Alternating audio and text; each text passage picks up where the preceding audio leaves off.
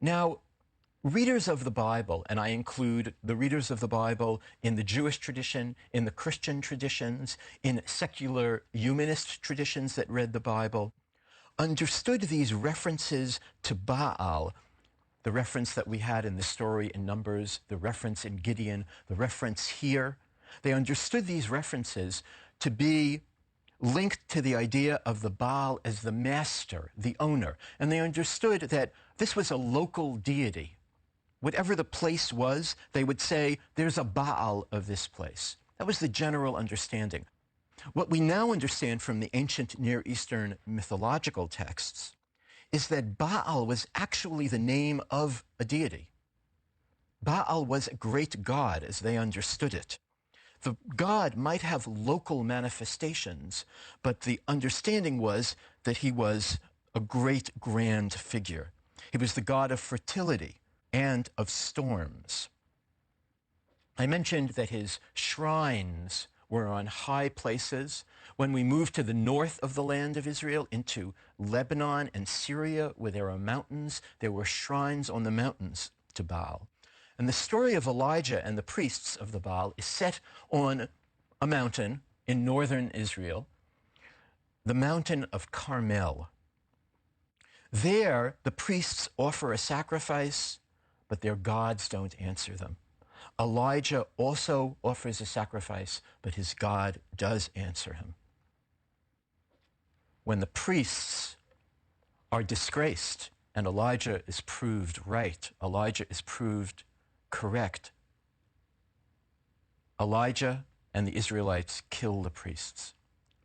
Now, this story, which I've just summed up in a couple of sentences, is told in great elaborate detail in the Bible, and I'm going to read a short opening section of this story of Elijah and the Baal priests, so we can focus on the details that tell us something about what the Israelites understood this cult, in the sense of method of worship, what they understood this cult to be.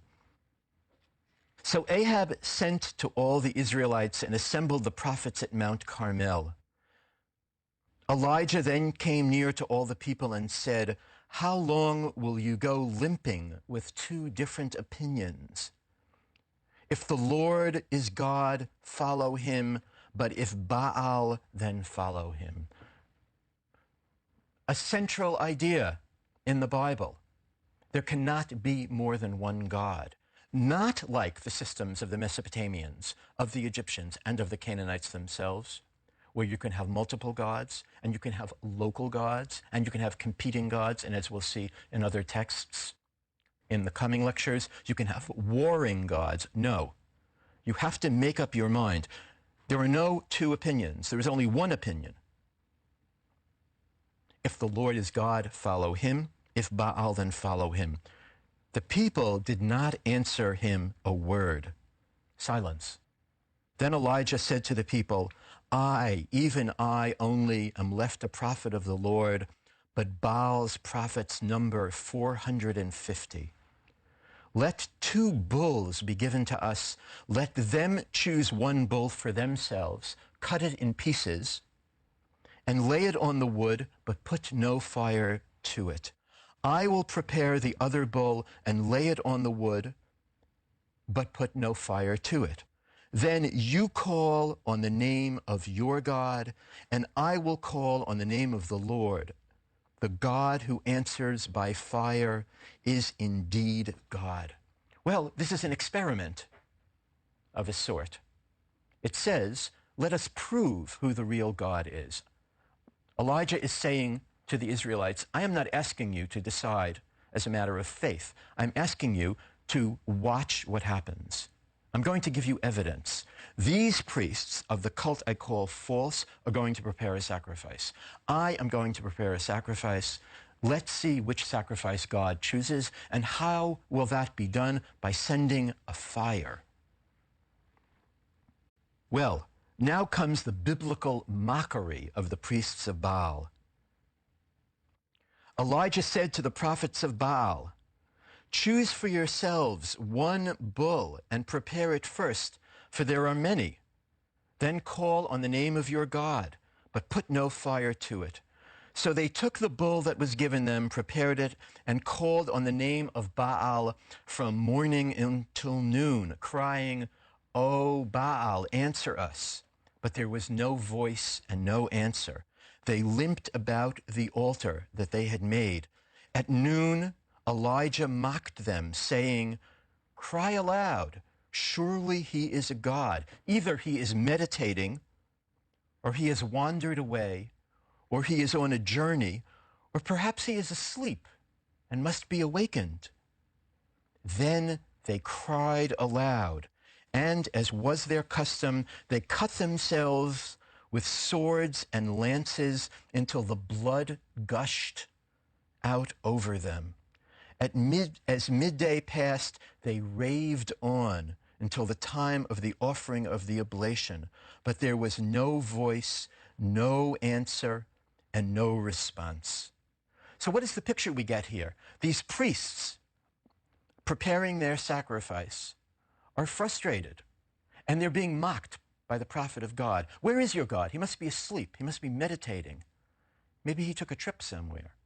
That is, you really don't have a God. Your God is completely false. And what is the response of the priests of the Baal? They flagellate themselves till blood drips. Now we have another image connected to idolatry, self-mutilation in service of the god, something that the Bible continually condemns. Now, in the end of this story, which, as I mentioned, is told at great length, there's a very nice literary detail. It's not only that God answers Elijah by sending a fire, but Elijah does something that makes this even a greater miracle and a greater mockery of the priests of Baal. What he does, as the sacrifices are up there, and I'd like you to imagine this on the mountain, the 450 priests of Baal and Elijah, the priest of God, the prophet of God. He has his sacrifice, they have their sacrifices.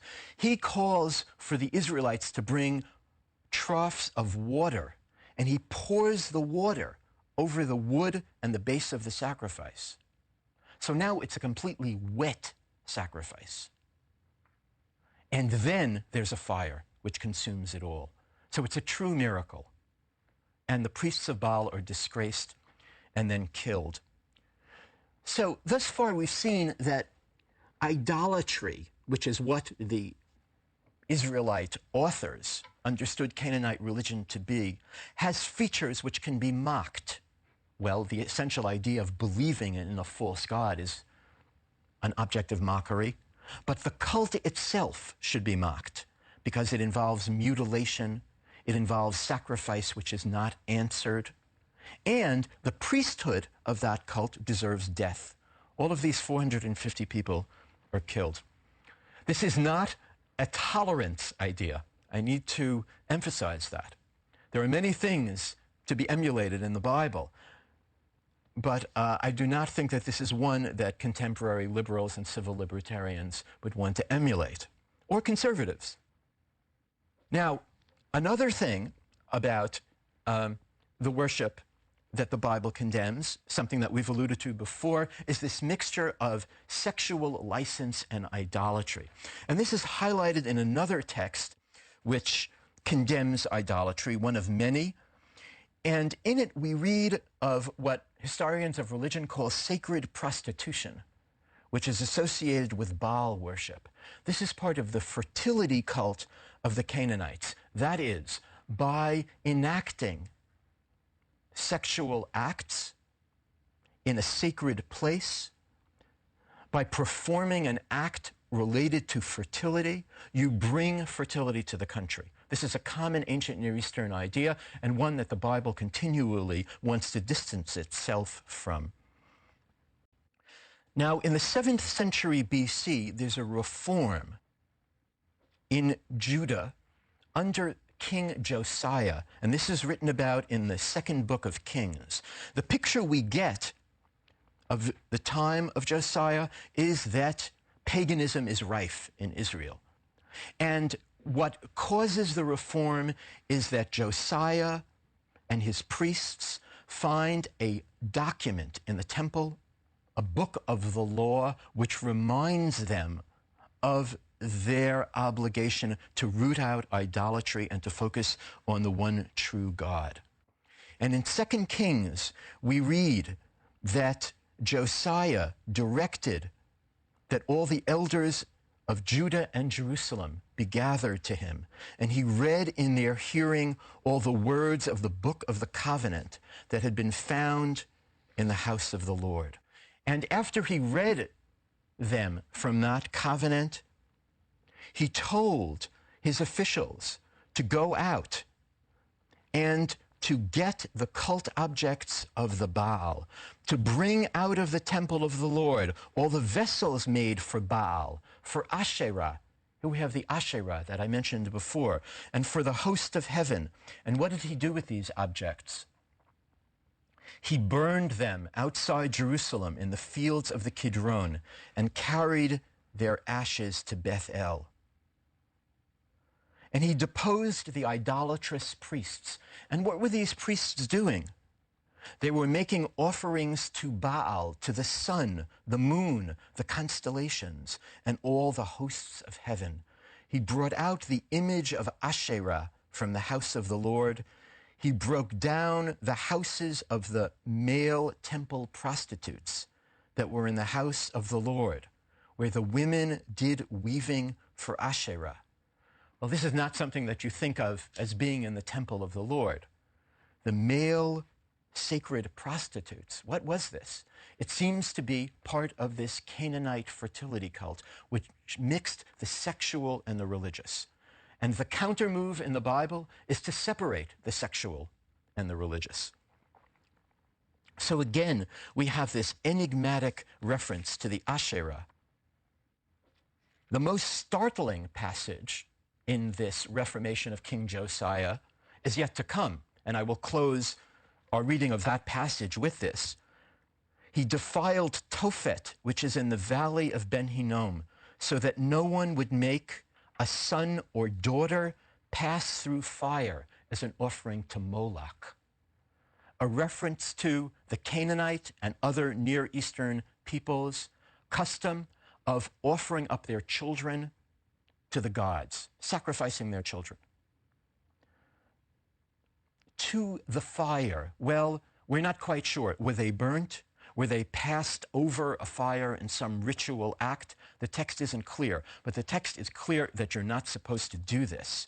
You should not offer your son or your daughter. Later in literature in the West, Moloch becomes equivalent with this idea of the devouring power, the state, an army, or an idea, especially the idea of greed, serving the Moloch. Canaanite texts writing about the same objects and the same cult, the Baal, the Asherah, the host of heavens, reveal details that clarify this story of the Reformation. We learn from the Canaanite texts that the Asherah, which was worshipped in a sacred grove, depicts the power of the mother goddess, and that her cult object was a wooden staff placed in this grove. So we have to imagine that this cult object of the Asherah had also been there in the temple at the time of Josiah and had been removed. The Ugaritic texts make it clear that the symbol of the goddess had the power of the goddess in it. And this was just what the Israelites wanted to distance themselves from. So we can see that having both the ancient Near Eastern mythological text and the biblical text before us allow us to make a set of comparative moves which illuminate both cultures. They tell us what the Israelites thought of the Canaanites. They show us what the Canaanites understood the power of their own gods to be. In our next lecture, we will take this information about the gods of the Canaanites, the Egyptians, and the Mesopotamians, the material we have reviewed through looking at the mythological texts, and see how these gods are involved in creation, both in the creation of the world and in the creation of human beings.